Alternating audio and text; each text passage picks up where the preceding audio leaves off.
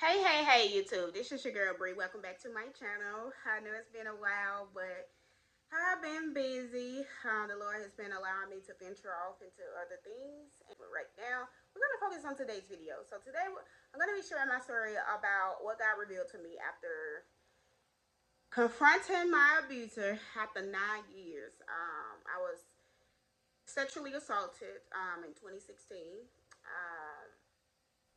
By a guy that I attended college with. He was the quarterback on the football team. He wasn't somebody I was interested in, but we just so happened to start kind of conversing and things like that. And I remember him having a brother that really liked me. But his brother seems a bit childish and, real goofy like and stuff. And I really wasn't into that. And then he ended up giving me like a nickname that was so corny. And I'm like, dude, like, I'm just not interested. And I remember during that time, I was 3 years until my abstinence journey. And I know y'all probably saying, okay, well, what does that have to do with the story? It'll make sense at the end. Just stay with me. Met this guy through a mutual friend. Like I said, his brother, had showed interest in me, but I kind of, shut that down. So I ended up looking up at him because he was just standing there, and he was this big, huge, giant, man with a bald head. And I told the mutual friend, which was his cousin, I said, "Who is that standing there looking like a security guard with that bald head?" And he was like, "Oh, that's my cousin. That's so and so's brother." I said, "Oh, okay." He was like, "Well, you must like him. Because you sure ain't paying attention to the brother." And I was like, "No," I said, "I'm not looking, to date nobody. I just asked because he always around and he never say anything." And so apparently the mutual friend and the guy's cousin ended up telling the guy what I said about him looking like a, security guard or whatever. And so later that day, I was sitting on this bench with my friend, and we were talking, and or whether she stayed on campus, I didn't. So I was just chit chatting with her before I left campus, and he happened to walk by. And when he walked by, he kind of backed up a little bit. He was like, "Oh, you that girl that said that I was a bald head security guard." And I was like, "Well, no, I didn't necessarily say that, but I just said, you kind of look like a security guard, with the bald head. So I'm trying to explain it that I didn't mean harm by what I said." He came and walked up. He kind of walked up on me and cornered me and was like, and I'm looking up at him like, like, what are you doing? He's like, "You're not afraid of me, are you?" And I'm like, me and my friend, we goofy, so we kind of started laughing. We was like, "What he mean?" And my friend, she was like, like, "Nah, Bree used to be a fighter. Nah, Bree not scared of you, and this and that." And so I'm like, "Yeah, where that come from though?" And he was like, "Well, most women are, afraid of me." So I didn't, necessarily think nothing of it, and I'm like, "Yeah, dude, crazy. Okay, whatever. I'm gonna leave him alone because he's like, what he means, why are you not afraid of me?" So long story short, I worked overnight on the college campus on the in the dormitory. I'm working one night. I see him again. He apparently lived on campus in that same dormitory. It was a unisex dormitory. And so I'm at the front desk. He was like, "Man," he's like, "Why I keep seeing you?" And I'm like, "I don't know." I was like, "I mean, I like you. You're pretty. You short. I love how your long hair and all of that." So he's like, "You know what? I want to get to know you. You might be a perfect match for me because you're not afraid of me." So I'm like, "Okay, dude, you got to tell me why you keep saying it. Like, you got to tell me." And he was like, "Well, I'm a little unhinged." So I'm like, "Okay, what does that mean? Like, you beat women, like, whatever." Like, he's like, "Nah, I would never put my hands on a woman unless you want me to or something like that."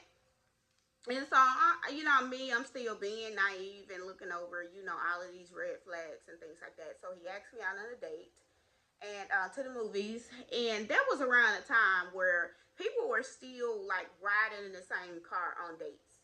Like they kind of, started to kind of lean towards driving separate vehicles, but during that time, I still know a lot of people that were still, carpooling and things like that on dates.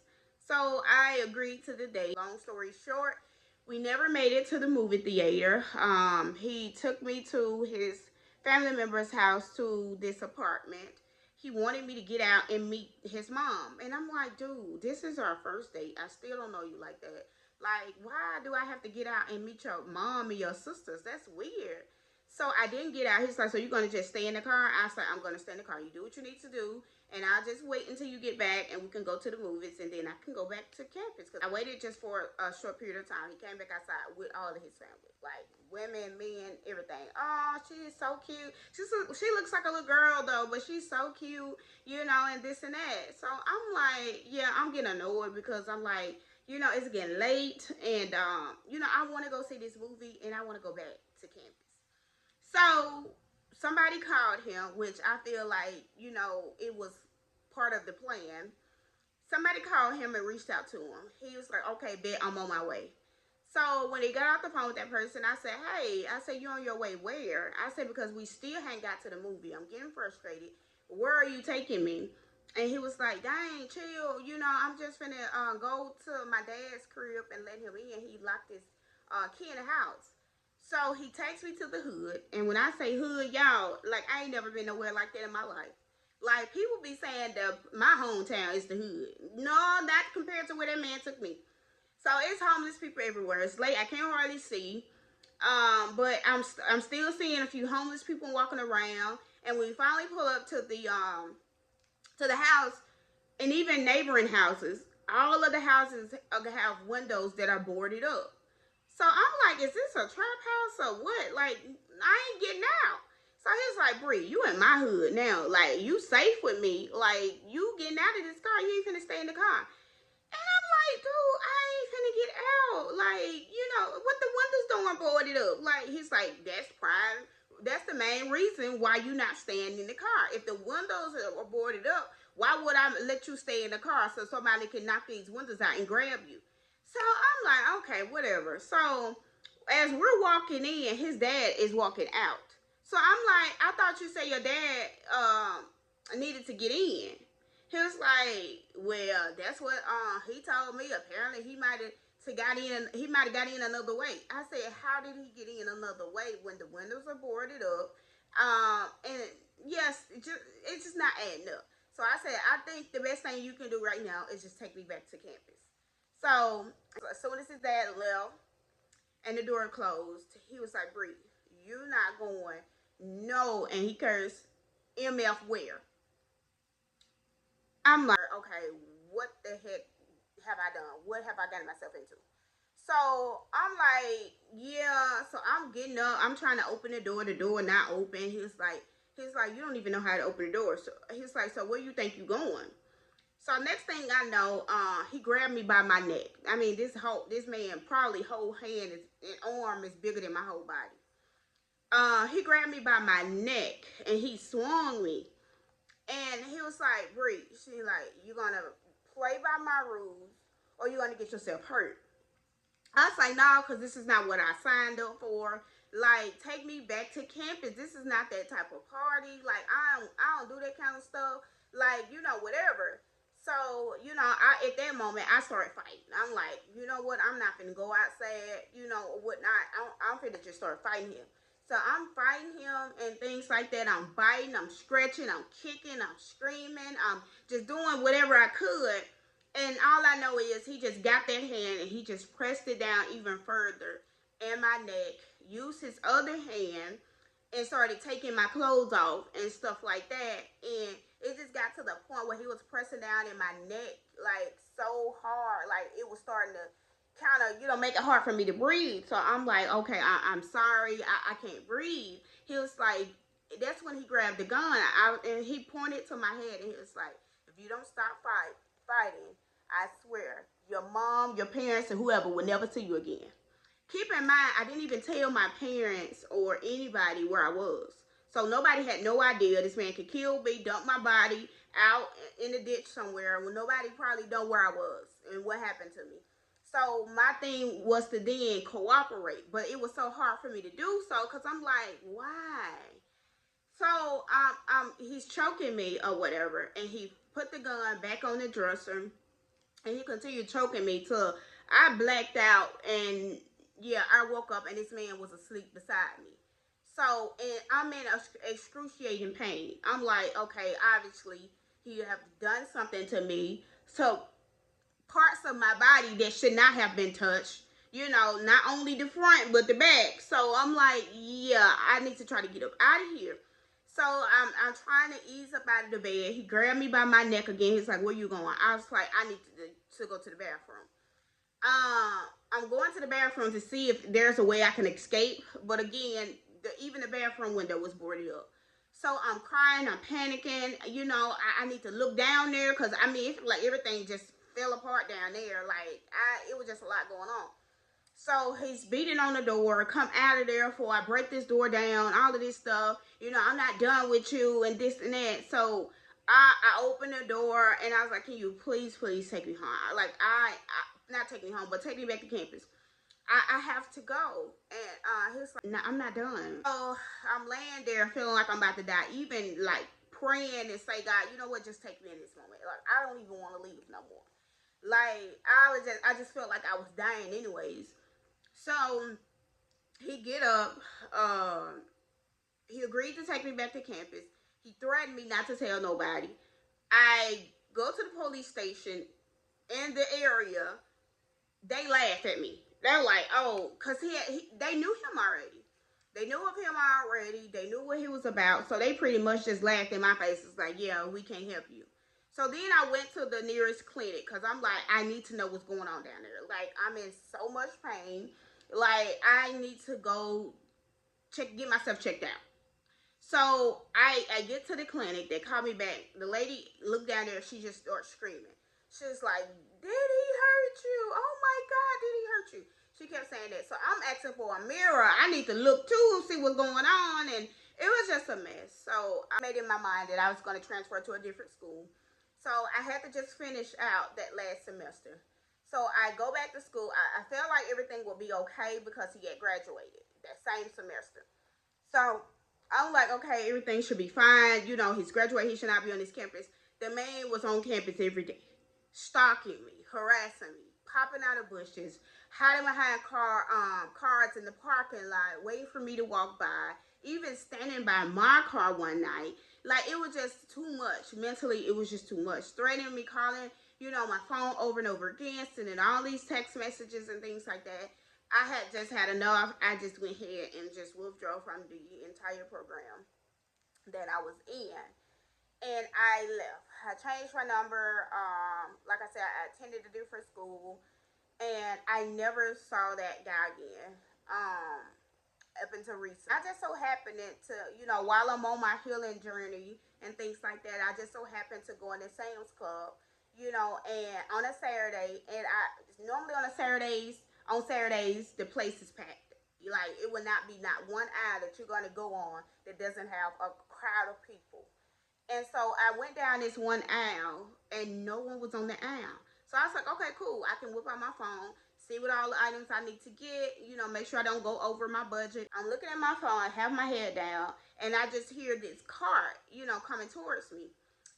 I look up and it was him, the guy that sexually assaulted me. And I froze in that moment.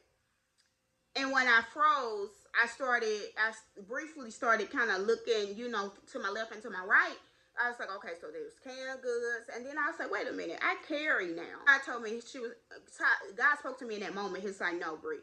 She was like, I don't want you to run like you've been doing. He said, I want you to face your giant. And I want you to look him dead in his eye so he can know that you're no longer that little girl that's afraid. And in that moment, my heart started beating fast. I'm like, you know what? I'm not afraid. I've gone through the healing. I've done the inner work. I was like, what are the odds that after all of these years, you know, even during the time I was gone or whatever, I was like, I finally see this guy for the first time in all of these years. So I did what God told me to do. I faced what I had been running from, for so many years. And he looked up, and I called his government name, first and last name. He tried to pretend like he didn't remember me, and I called out that mutual friend's name. I also called out the college that he and I attended, and he said, "Bree, that's you?" I said, "Yep." I said, "That's me." Oh, how you doing? It's a long time no see. How you been? I said, "I've been wonderful. Better than ever." He's like, "Oh, that's good. Good to see you." That man pushed that cart to the side, and that man jetted. He was out of there. But I'm so thankful that God allowed that moment to happen, to heal that part of my heart that I had, that I didn't even realize that I was still grieving. But I say all that to say that God brought that encounter with him back to my memory as of recently. Because that happened several months ago, this year, but several months ago. And I asked God, I said, why is you running that back? Why are you playing that encounter back? And God said, I didn't want to overwhelm you when that happened. I needed you to face him. But there was another part that I wanted you to see. And that was a pattern. I said, God, what pattern? What pattern that you needed me to see? And God said, the number 3. I said, the number 3? God told me, reminded me, that the devil sends somebody to distract you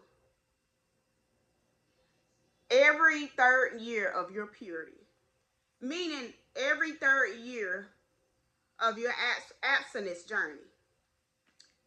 And I'm like, God, can you elaborate? Can you break it down and for me? Because I'm not quite understanding. God says that you were 3 years into your abstinence journey when that guy violated you.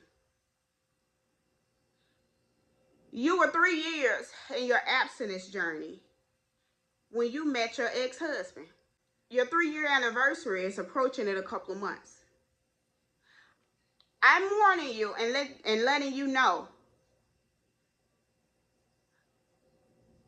to be vigilant, because Satan is getting ready to send another distraction your way.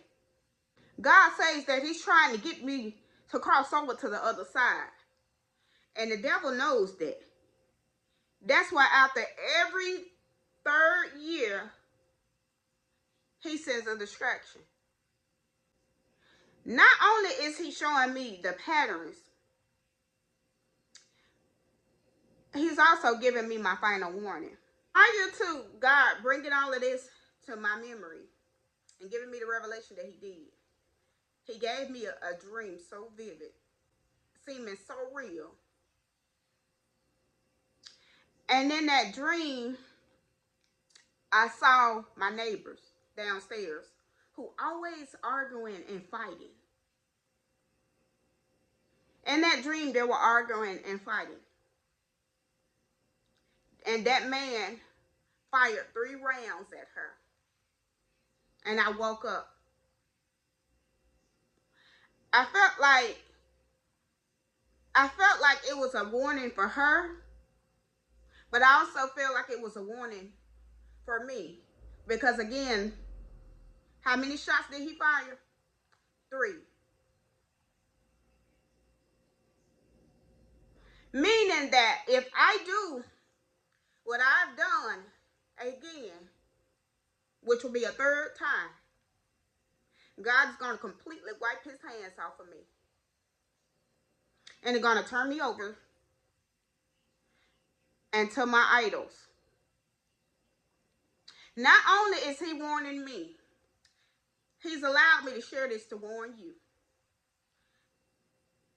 If any of you who are in sin, and your sin is habitual, meaning that you sin, you go crying before God and pretending to repent, and go out there and sin again, repent, sin again. And it's not real repentance because you keep doing it. God is allowing me to warn you that your time is running short. Before I end this, I wanted to look up what 3 in the Bible means.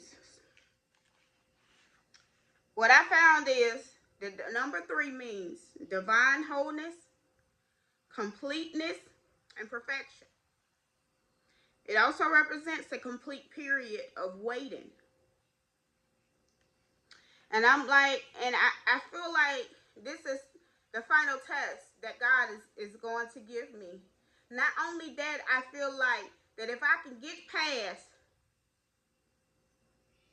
what could potentially be a third level of distraction, I feel like everything that I prayed for, God is going to bless. God is going to reveal. Doors are going to be open. My bloodline is gonna have a shift in it. But I have to pass this test this time. So when the devil sends that person, I will know not to entertain it. I'll know to consult with God about that person. And not allow my flesh to get the best of me. What I also discovered biblically in scriptures that makes the number 3 so divine is that 3 in 1 Corinthians 15 verse 4 about as it pertains to Jesus' resurrection. Jesus rose on what day? The 3rd day. In Jonah chapter 1 verse 17, Jonah spent how many days and nights in the belly of the great fish? 3. Last but not least, in Matthew 26 verses 69 through 74, Peter denied Jesus how many times? 3.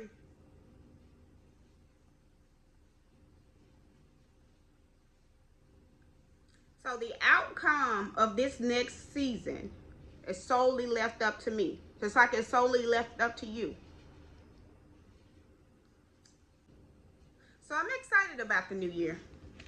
If I don't see y'all again on here this year, hope you have a happy holidays. Until next time, be blessed.